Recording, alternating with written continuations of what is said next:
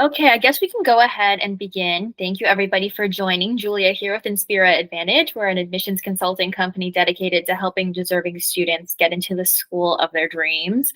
Can everybody see the screen okay? I just want to make sure we're kind of moving to a new platform, so I want to make sure everybody can see. I should have a PowerPoint up and ready to go. I know Andrew can see it, but if there is anybody that can't see it, please type in the chat box and we will go ahead and fix that. But I'm just going to assume that everybody can see it. So welcome. We have a really exciting webinar here for you today, all about your AMCAS application checklist. And we'll jump into what we're going to be talking to. But before we do that, I'll go ahead and introduce our panelists. Right now, we only have Andrew. I'm sure Lois will show up soon. But Andrew, if you want to go ahead and introduce yourself. Yeah, sure. So my name is Andrew Phillips. I am a current med student at The Ohio State University. Go Buckeyes. I'm doing research here in orthopedics at Midwest Orthopaedics at Rush, and I've been with Inspira for just about over a year now. So there's a couple of these webinars, and these are a great tool for you guys to use to just get a little more information about the application process. Hopefully my teammate Lois joins today, but we'll see. You guys might be stuck with me for the day.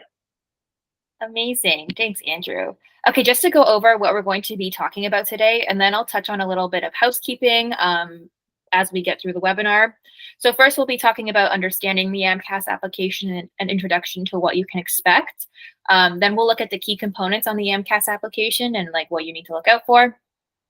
Then we'll talk about preparing your materials for your AMCAS application, and then we'll dive into timeline and deadlines. Then we'll touch on the secondary application, which is probably the most important part of your application, along with common mistakes to avoid. And then lastly, we'll talk about tips for making your AMCAS application stand out. So Andrew will add his insights to that. And then at the end, we're going to have a designated Q&A. So if you have a question throughout the webinar, we'd ask that you hang on to it and type it into the chat box when we get to that Q&A session. And we'll go ahead and answer those questions. Andrew and Lois will answer those questions for you. I also want to flag that this webinar will be recorded and it'll be sent out to all people that have joined the meeting. So if you want to go back and review, or if you missed something, you can stay tuned for that. That should be headed your way in your email box tomorrow. Okay, so let's go ahead and get started. Just a little bit about us, who we are. We're an admissions consulting firm with extensive experience helping candidates get accepted to their dream graduate schools with scholarships. You can go ahead and visit us on our website, but just to kind of jump into the webinar now, I don't want to waste any more time. Let's jump into understanding the AMCAS application. Andrew, take it away. Yeah, let's do it. So the AMCAS application is basically your primary application for medical school. It's similar to the Common App where, you apply, you do one application, you send it all to the whatever 50 colleges that you apply to for undergrad, but it's just for medical school. And so there's a couple of different ones. This one's going to focus on the AMCAS, which is for USMD schools. There's also the Texas application, and then there's a separate DO application. But for the purpose of this webinar, we're going to focus just on the AMCAS, which is for USMD schools. The next slide here. Yep. So like I said, this basically is a centralized system, the AMCAS, that you can put in the same application to separate schools. And what happens is those schools will take a look at your AMCAS application, and then they'll send you a secondary application. And those secondary applications are going to be more personal to the school. This one is more of the that central application that you initially send out to that every school receives. Next. So the benefits of the AMCAS, it centralizes the information like I talked about, saves you time because you only have to fill out that one application, and then it makes sure that all the schools get the same application that you send it to. So there's no variation in that initial at least screen that they're getting from you. But then during that secondary phase that I kind of alluded to earlier, that's when you can really personalize your app to that school. Okay, cool. All right, so we'll get into it. Yeah. Sorry, let's just talk. I'll just introduce the slide. Let's just talk about the key components of the AMCAS application. Yep, so the first part is the identifying information. This is just going to be your basic name, ID, birth date, sex, basic info.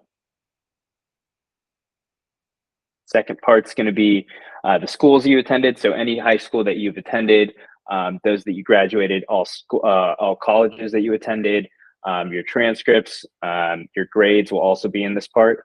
Some people will put in there, or some people have the question of whether to include their senior year classes if they're applying during their junior year of college. You should put in what classes you will be enrolled in, even if you end up dropping those classes. That can be addressed later.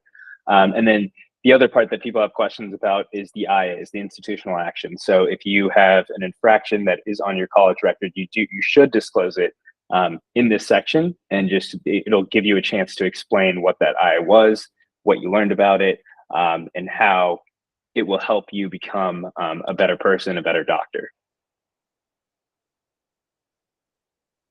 If you want to click the next slide.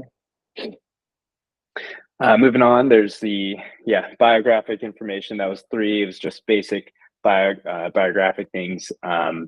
You do have to, the other part that I want to highlight here is the felony misdemeanor area. This is also similar to the institutional action. You do have a chance to explain anything that happened. So, it's not like a kind of like a death sentence if you have one of those on your application, but it does give you an opportunity to explain what that meant to you. If you want to go to section 4 now, the coursework and transcripts, this is where you, kind of what I was talking about earlier about the grades. All your classes that you took during your college years will be included on your AMCAS application. The grades that you get will also be included, and each school does their GPA a little differently. So the AMCAS actually calculates your GPA for you, and kind of makes it a centralized GPA where there's not variation school to school. So just trust in kind of the GPA that it puts out for you instead of like your own college GPA.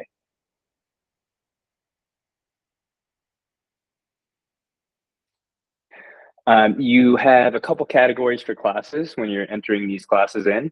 So there's biology classes, there's chemistry classes, physics classes, mathematics classes. It's standardized, or it's what's the word I'm looking for? Abbreviated as the BCPM classes. So these are like your science core classes, and so you have a separate science BCPM GPA, and then you have an overall GPA, which includes all the classes that aren't listed here. Some schools put a little bit more weight into the BCPM classes, so in that GPA than the overall GPA. So it's just something to be aware of.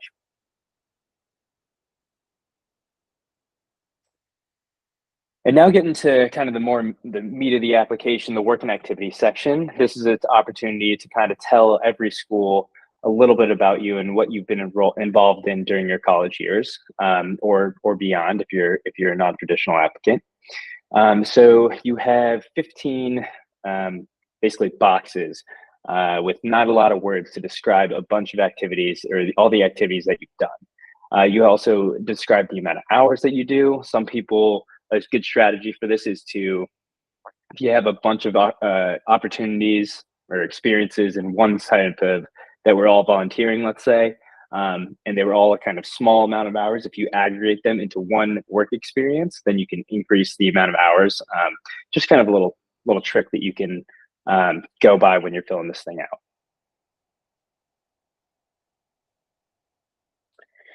out. These activities are all categorized, a bunch of different categories. Everyone asks, like, do I have to fill out every category? No, you don't. But you should make sure to hit a couple of these at least. Not everybody's going to have the same application, so obviously not everyone's going to fill out the same amount of categories.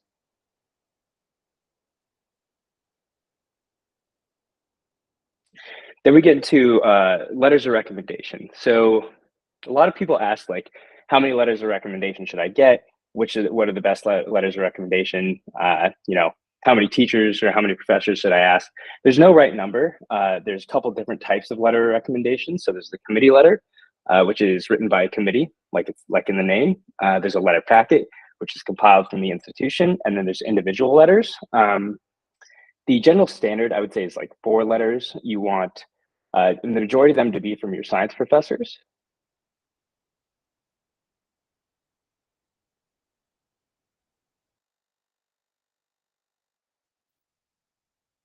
Uh-oh, I think we lost Andrew. Let me see if I can get him back 1 second.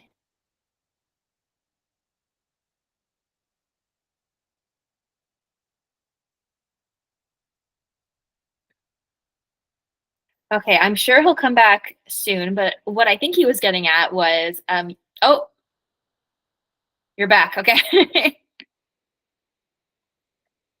you guys see me? Okay.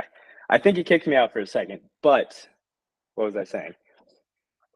You want a majority, I think the last thing I said was you want a majority of these letters to be from your science professors. Occasionally, you can have like one or two from a non-science professor, so like an English professor. Or if you majored in something unique, you definitely want to have a letter from a professor that was in your major. So like one person example was a dance major. You should definitely get a dance letter of recommendation in addition to those science letters.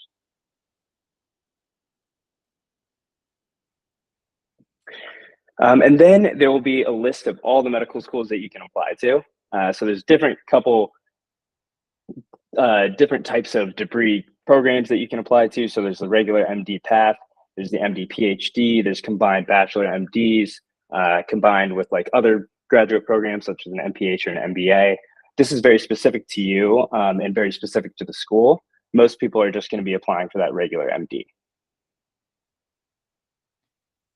Do the applications for these specific programs, do they differ based on what you would expect on a regular MD application?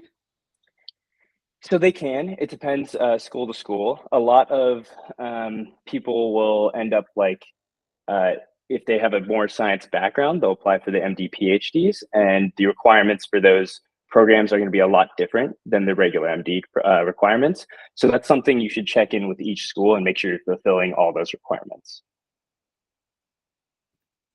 Awesome, thanks. Yep, and then your essay. So the main essay for the primary app is that personal statement, which it talks about here, 5,300 characters. Not a lot of space if you really think about it to explain why you want to go into medicine and your whole journey to get to going into medicine. This is a great opportunity though to show like a little bit about your personality. We've actually had a good webinar on this, I want to say 1 or 2 months ago, that you can look up online. But it's a great opportunity to show your journey, why you want to be a doctor, and what separates you kind of from the crowd. And then, of course, what everybody loves to talk about with medical school applications, the MCAT. That your MCAT score is going to be a part of your AMC application or your AMCAS application. There's a couple other tests now that I don't think are actually a part of the AMCAS application, but you have to send in scores. So like the CASPER score is one that's a little bit of a newer test, but a lot of schools are starting to require that. Okay, thanks so much, Andrew. I know that was a lot to get through, but let's jump into preparing your materials. Let's do it. So when you're starting to prepare your materials, first thing you want to do is gather your transcripts and verify their accuracy. So this is kind of like the first hurdle in the swing of getting into med school. So you want to request an official transcript from your school, verify that like is what you expected to see on that transcript, because I know you guys are probably all really good students. You want to verify that, or you know what your grades were like in college, so you want to make sure that they're actually what you think they're going to be. And then the other big kind of part of this primary app is the work and activities experiences section. And then the third one is that personal statement. So just listing all your work and activities, having like a CV or a resume if you have one of those available. Writing a paragraph on each one of those, just a great way to get started for the AMCAS app.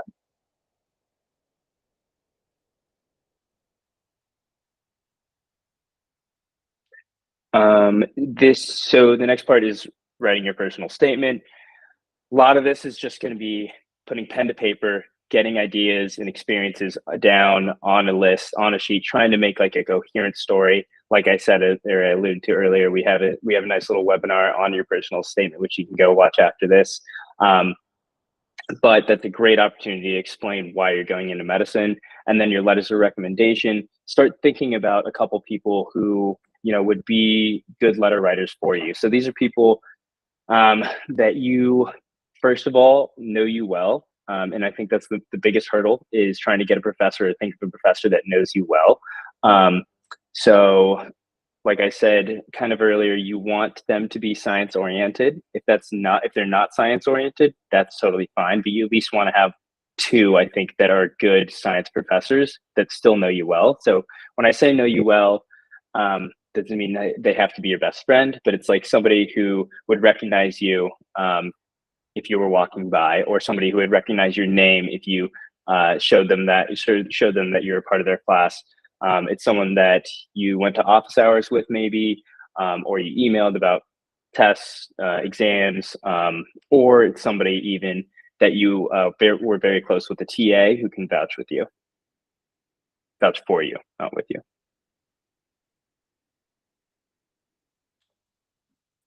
Okay, so I think one of the most important parts of your application, timeline and deadlines. Let's jump into it. Let's do it. So starting in May, this is when the AMCAS first opens. So kind of starting to prepare your application materials like we talked about earlier, getting your transcripts all together. Different schools can take different times to actually get those transcripts, so you want to make sure you have those. And then look up the participating med schools and look up their requirements. Moving on into early June, this is when the AMCAS actually opens to submit. It's always a good idea to submit your application early because med schools do review these on a rolling basis. So the people who submit earlier are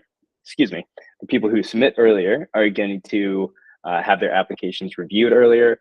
They're going to get the interviews first. They're going to have their decisions first, and so it'll just be easier, like an easier cycle for you if you get it in early. Doesn't mean you have to get it in the first day that it opens, but like sometime within the first couple of weeks. June to October is when that AMCAS application should be in by now. So now you should start to get secondary applications back. You want to check on your application status.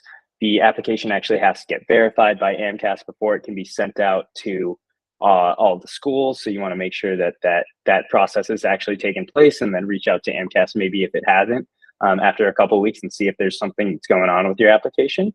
And then start pre-writing your secondaries, and then preparing for potential interviews as well.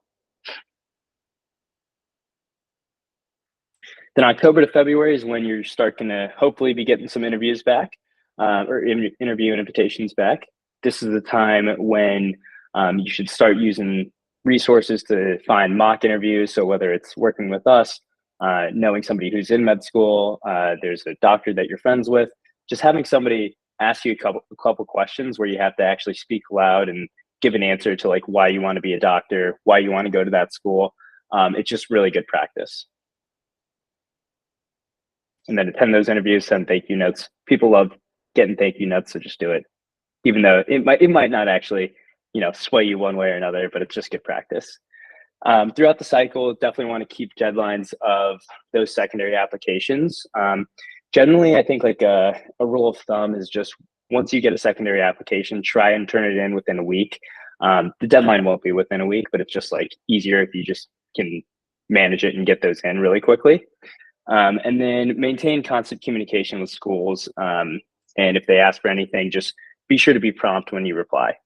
And then also stay positive. It's a long cycle. Definitely can get you down, but stay positive. It'll all work out. Gotta believe. Okay, another also very important part of your application, the secondary application. What is it? Andrew, take us there. Explain. It's a great question. Thanks for asking it. So the secondary application is, I talked about it a little bit about at the start, but it's more where you can personalize your application to each school. So each school, once they receive your primary application, they're going to send you out a secondary application, and that's going to be usually like 3 essays, a little bit shorter essays than the personal statement, but those essays are going to be very directed towards that school's specific goals, specific mission. Why do you want to come to this school? Some schools will value research, some will value community service, so they'll ask you about those aspects of your application. And my advice for all these secondary applications is to pre-write. So during that kind of end of June time frame when your primary app is in and you're just kind of waiting to hear back, you can look up the old secondary applications, and because it's a lot of essays that come at you very fast, and you can start pre-writing from the 2023 secondary application questions. I think they're available on like student.net and Reddit. Usually they have a couple listed, so just use those to pre-write.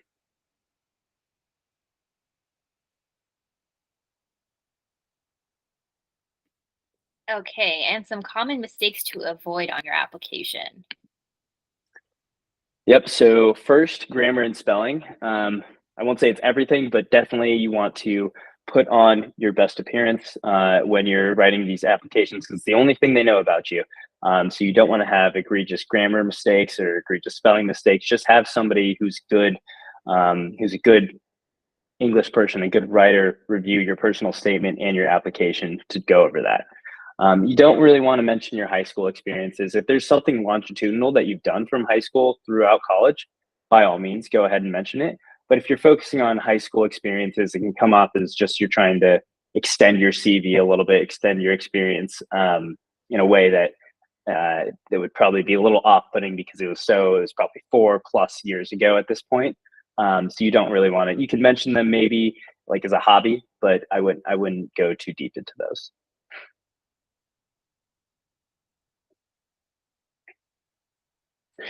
And then 3, not grouping similar activities together. So kind of like what I was talking about with the volunteering, if you have a bunch of little volunteering activities that, are each individually 5 hours or so, it looks a lot better, I'll say, if you group all those volunteering activities together and say just general volunteering. Then you can describe each volunteering activity that you had, and say, you, instead of each box being 5 hours, that box now will be 30 hours or what have you.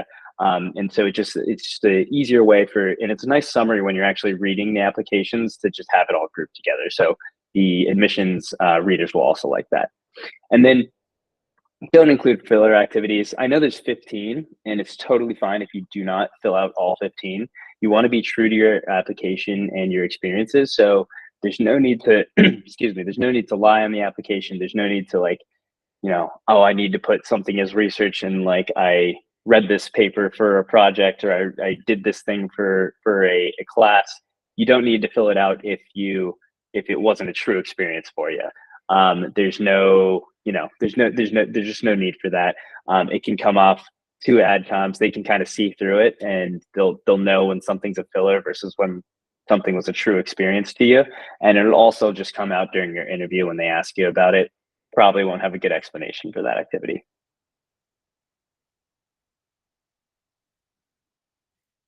Okay, and finally, tips for making your AMCAS application. Whoops. Tips for making your AMCAS application stand out. All right. So tip number 1, including relevant extracurriculars. Yeah. So a lot of schools and a lot of application readers want to see who you are outside of kind of the academics, right? They want to see what type of person you'll be in their medical school. Everybody in medical school works hard, is strong academically, but not everybody, is wants to do extracurricular activities, wants to dedicate themselves to volunteering, wants to dedicate themselves to sports or arts, like it says here. So medical schools want a diverse class, and that's not in just like how you look, but it's the things that students do. So definitely want to include all your interests, all your hobbies, all those extracurriculars that you spend time on.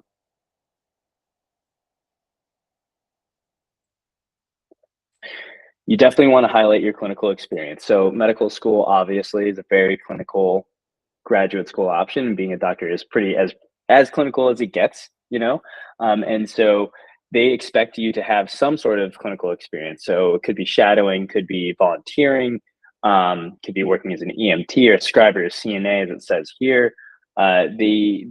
All these experience will show you some part of healthcare, and they don't expect you to know exactly what being a doctor entails, just because you can't get there until you actually do it. But it will show those experiences will show you kind of why you don't want to do those things specifically for the rest of your career and why you want to be a doctor. or why you want to get more involved into healthcare and, getting deeper understanding of healthcare. So highlighting those kind of experiences is very important for this application. And then third, we've kind of harped on this a lot today, but quality over quantity. No need to do fillers. Don't want just a running list of kind of like everything you've done. You want to really go deep into those specific activities that have made you who you are to this point, because every activity that you've done during college has probably shaped your decision to go into medicine and apply into medical school. And so you really want to get into why those experiences did. So I think that's the most common kind of like issue that I see with people who have applied previously and didn't get in is they didn't really explain why those experiences made them interested in medicine or why they prepared them for medicine. So definitely want to do that during your work and experiences, especially work and activities section.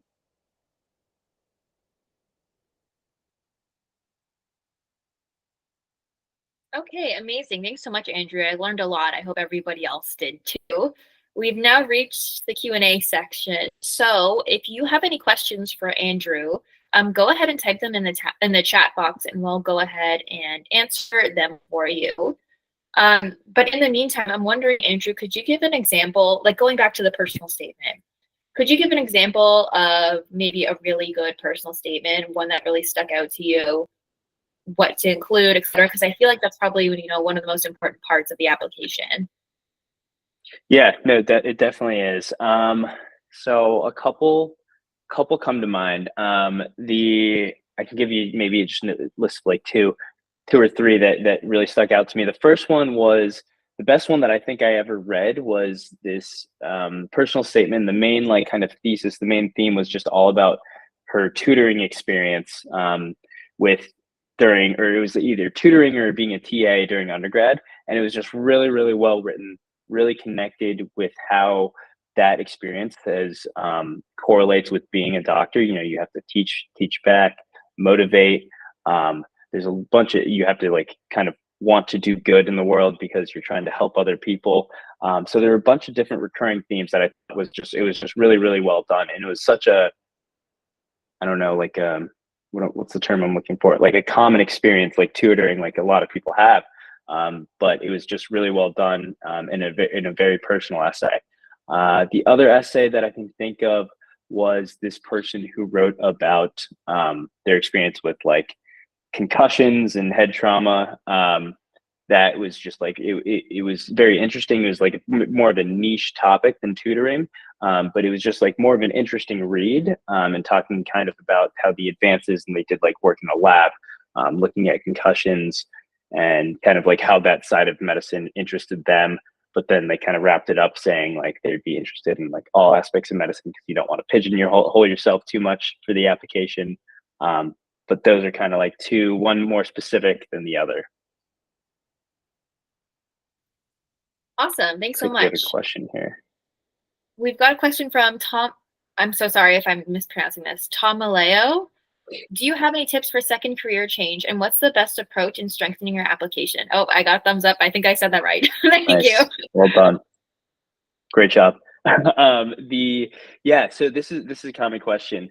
My biggest advice, if this is a second career, is to explain why you are switching careers and what it was about that previous career that wasn't fulfilling for you, and what you're expecting that a career / life in medicine will give you that first career option didn't.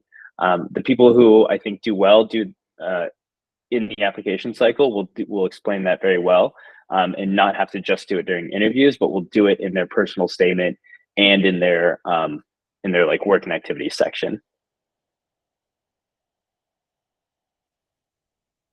Awesome.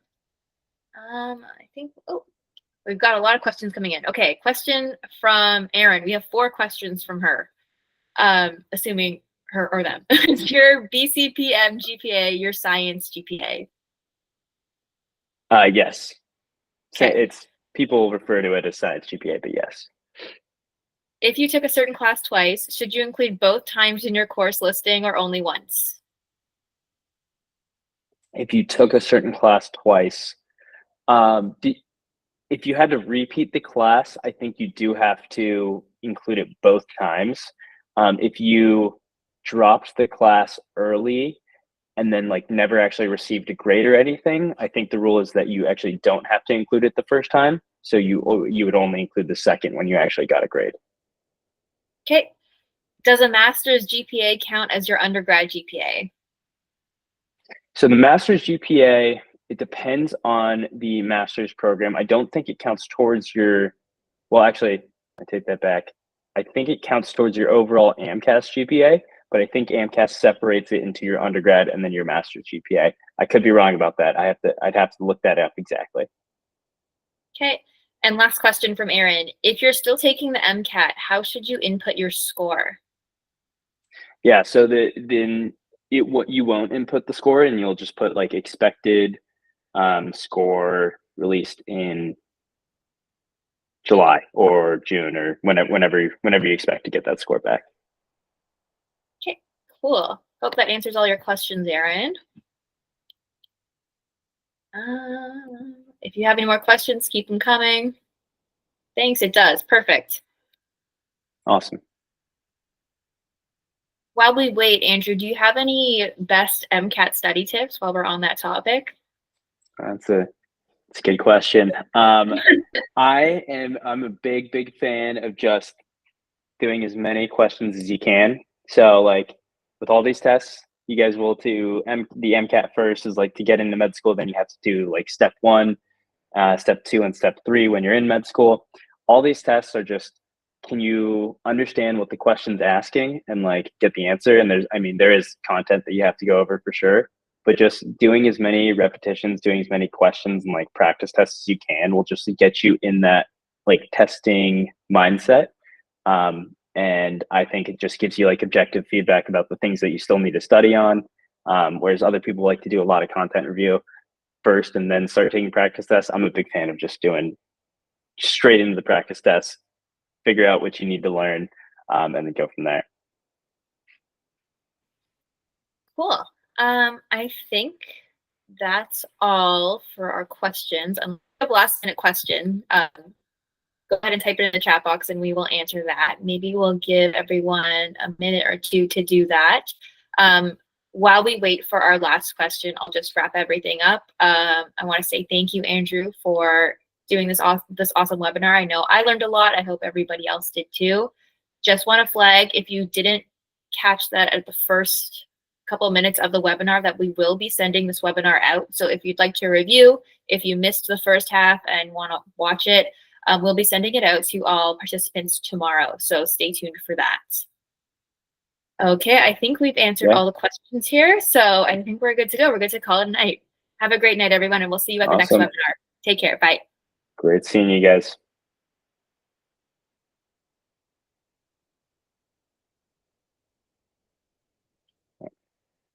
Nice. All right. Have a good night. Bye. Take care.